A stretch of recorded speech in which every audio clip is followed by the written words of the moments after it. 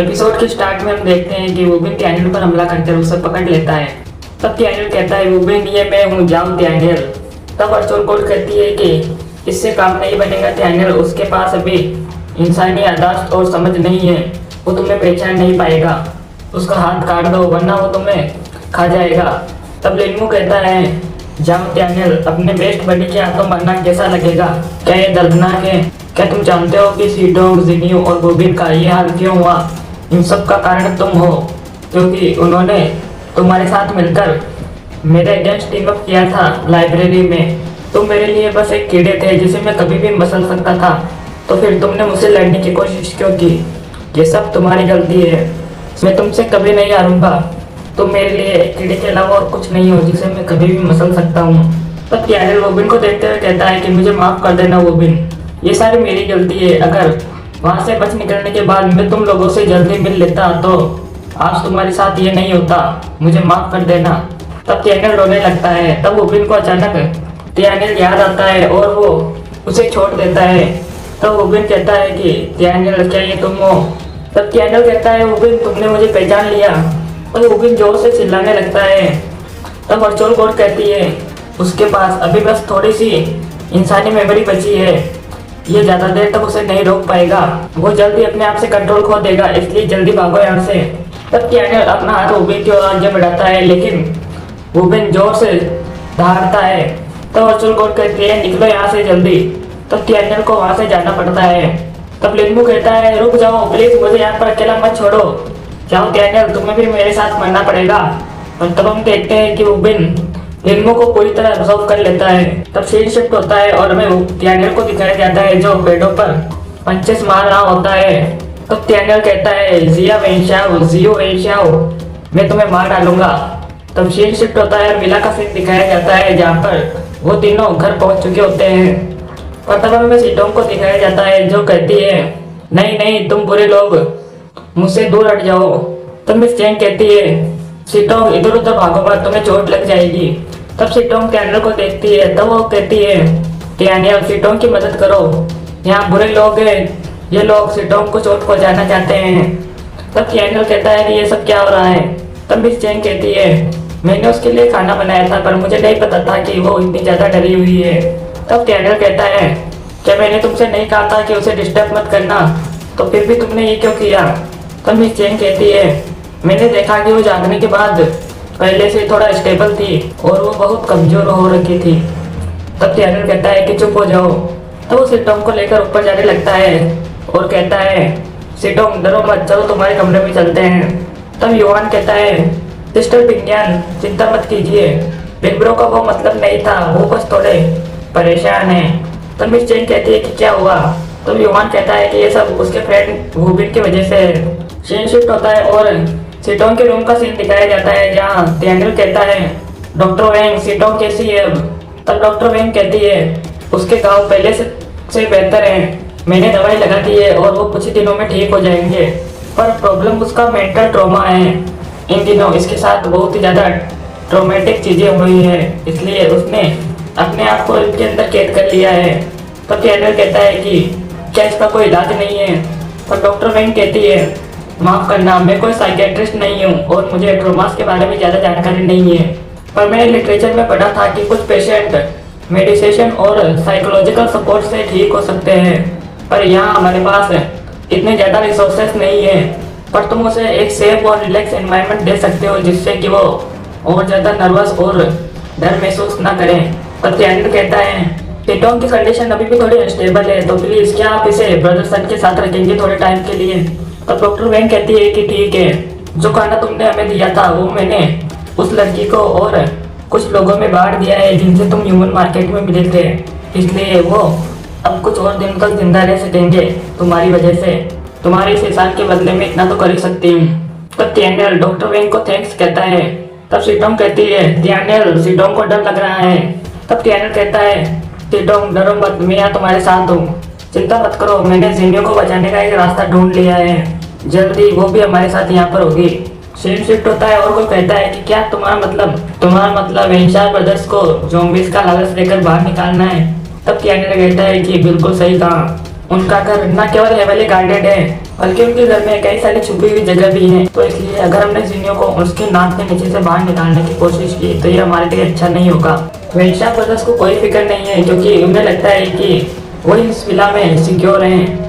एक बार जब उन्हें पता चलेगा कि ज़ॉम्बीज़ अंदर आ गए हैं तो वो डेफिनेटली पैनिक करेंगे और तब हमारे पास जिनियो को छुड़ाने की अपॉर्चुनिटी होगी। तब डॉक्टर वेंग कहती है, मुझे नहीं लगता कि ये काम करेगा। इस विला में 100 से भी ज़्यादा लोग रहते हैं।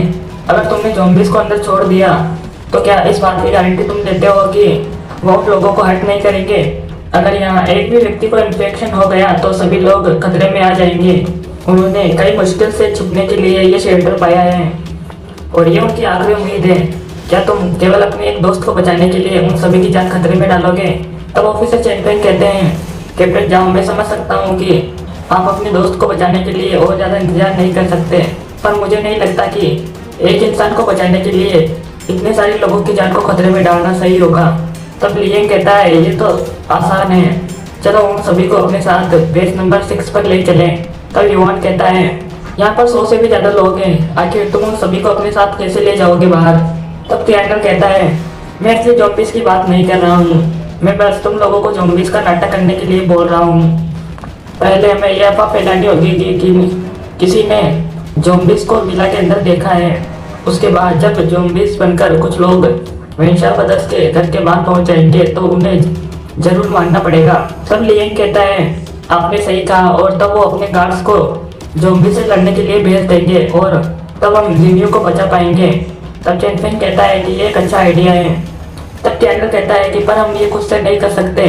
डॉक्टर वेंग ब्रदरसन, क्या आप कुछ ऐसे भरोसेमंद लोगों को ढूंढेंगे जो हमारी मदद कर सके? तब सन कहता है, नो प्रॉब्लम, हमारे पास कई दोस्त हैं। वेंशा ब्रदर्स कई दिनों से हम पर हुक्म चलाते हुए आ रहे हैं, पर अब उनका ये राज जल्दी खत्म होने वाला है। और वैसे भी हमारे दोस्त तुम्हारी वजह से जिंदा बचे हैं, इसलिए वो तुम्हारी मदद जरूर करेंगे। तब डॉक्टर वेंग कहती है, एक मिनट रुको, क्या हुआ? उन्होंने अगर शूट किया तो? गोलियों को तो नहीं पता ना कि सामने इंसान है या ज़ॉम्बीज़। खुद को ज़ॉम्बीज़ की तरफ प्रिटेंड करना सचमुच बहुत ज़्यादा रिस्की है। तब थिएटर कहता है, तब लियंग और ऑफिसर चैंपियन उन्हें बचाने के लिए वहाँ पर होंगे और मैं जल्दी से जल्दी जिनियो को बाहर निकालने की कोशिश करूँगा जिससे कि खतरा कम हो सके। डॉक्टर वेंग, अगर उन्होंने इस बार अपनी जान को खतरे में नहीं डाला, अगर उन्होंने इस बार ये रिस्क नहीं लिया, तो आपको क्या लगता है कि वो वेंशा ब्रदर्स के राज में कितना दिन तक और सर्वाइव कर सकेंगे? तब सन कहता है कि वेंग, मिस्टर जाओ सही कह रहे हैं, जब तक वेंशा ब्रदर्स यहाँ पर रहेंगे वो लोग हमें जानवरों और बंदूकों की तरह ट्रीट करते रहेंगे जब तक हम मर न जाएं। अच्छा ये होगा कि हम उनके राज को उखाड़ कर यहाँ से बाहर फेंक दें। तब डॉक्टर वेंग कहती है कि मैंने तो सोचा था कि तुम एक बेवकूफ़ हो, पर मुझे नहीं पता था कि तुम इतने बहादुर हो। ऑल राइट, मैं तैयार हूँ। तो टैनियल उन सभी को थैंक्स कहता है। तो वो बोलता है, ब्रदरसन, मुझे आपसे एक और फेवर चाहिए। हमारा रास्ता बहुत उबड़ खाबड़ था यहाँ पर पहुँचने तक और हम पर कई सारे ज़ॉम्बीज़ ने हमला भी किया था, इसलिए हमारी कार थोड़ी बिगड़ गई है। आप एक मैकेनिकल इंजीनियर हो, क्या आप इसे ठीक कर सकते हैं? तब सन कहता है कि नो प्रॉब्लम, इसे मुझ पर छोड़ दो। तब सन कार की डिक्की ओपन करता है और वहाँ पर उसे कई सारे वेपन्स मिलते हैं। तब सन कहता है कि क्या ये? तब टैनियल कहता है, ये वो वेपन्स हैं जो हमें पुलिस स्टेशन में मिले थे। तब सन कहता है कि चिंता मत करो, मैं इस कार को तो ठीक ही नहीं करूँगा, बिल्कुल नई जैसे कर दूंगा और बहुत जल्द मैं तुम्हें एक बहुत बढ़िया सरप्राइज दूंगा। पर तभी किसी के चिल्लाने की आवाज़ आती है और सब लोग उस कमरे की तरफ भागते हैं। तब हम वहाँ सीटोंग, यूजिन और मिस जेंग को देखते हैं जिनके पास ही एक पोर्ट टूटा हुआ था। तब टैनियल कहता है, सीटोंग क्या हुआ, तुम ठीक तो हो? तब वो कहता है कि क्या मैंने तुम लोगों से नहीं कहा था कि इसे अकेला छोड़ दो? तो फिर तुमने इसे परेशान क्यों किया और इसे किचन में क्यों लेकर आए? ये बहुत डेंजरस हो सकता है यहाँ पर।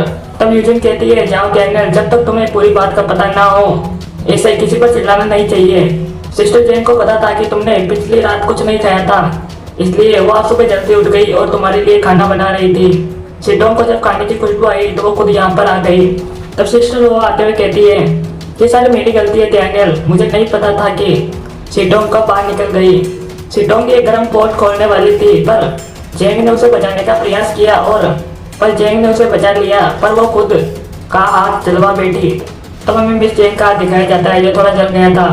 तब सिडोंग मिस जेंग के पास जाती है और कहती है, सिस्टर, ये सब सिडोंग की गलती है, मुझे इस पर फूंक मारने दीजिए जिससे कि तुम्हें ज़्यादा दर्द नहीं होगा। तब मिस जेन कहती है कोई बात नहीं, मैं ठीक हूँ। तब सच कहता है कि सिटोंग उससे बात कर रही है। तो सिस्टर हुआ कहती है कल उसे लोगों से बहुत डर लग रहा था और वो किसी के पास नहीं जा रही थी। तब सन कहता है इसका मतलब वो धीरे धीरे ठीक हो रही है। तब डॉक्टर वैंग कहती है उसने पहली बार जाओ डैनियल के अलावा किसी और से बात की है, इसका मतलब उसका डर धीरे धीरे कम हो रहा है, ये तो बहुत अच्छा साइन है। तब यूजिन कहती है सिटोंग भी यहाँ पर जानती है कि अच्छा कौन है, पर लगता है किसी को यहाँ पर पता नहीं कि बिना पूरी बात पता चले हुए हमें किसी पर चिल्लाना नहीं चाहिए। तब डैनियल मिस जेन के पास आकर कहता है ये मेरी बात कर रही है, ये मेरी गलती है और कल भी थी, मुझे अपने गुस्से पर काबू करना चाहिए था, मुझे बिना पूरी बात पता लगे हुए गुस्सा नहीं करना चाहिए था, मुझे माफ कर देना। तब मिस जेन कहती है पहले गलती करो और फिर सॉरी बोल दो, इससे तुम अपने आप को रिडीम नहीं कर सकते। तब डैनियल एक आइस पैक निकालते हुए कहता है तुम्हारे हाथ में दर्द हो रहा होगा, लाओ मुझे दिखाओ, मुझे थोड़ी मदद करने दो। तो वो मिस जेन के हाथ पर आइस पैक लगाता है और कहता है तुम्हें अभी भी दर्द हो रहा है या फिर पहले से बेहतर महसूस कर रही हो। तो मिस जेन कहती है कोई बात नहीं, मैंने इस बार इसे पर्सनली नहीं लिया, पर अगली बार अगर तुमने ऐसा किया तो अच्छा नहीं होगा। तब डैनियल कहता है अच्छा ठीक है। तब दरवाजे की घंटी बजती है। तब लियन कहता है आखिर इतनी जल्दी कौन आ गया। तब हम देखते हैं कि दरवाजे पर जियो वेनशाओ खड़ा था। और इसी के साथ ये एपिसोड यहीं पर खत्म होता है।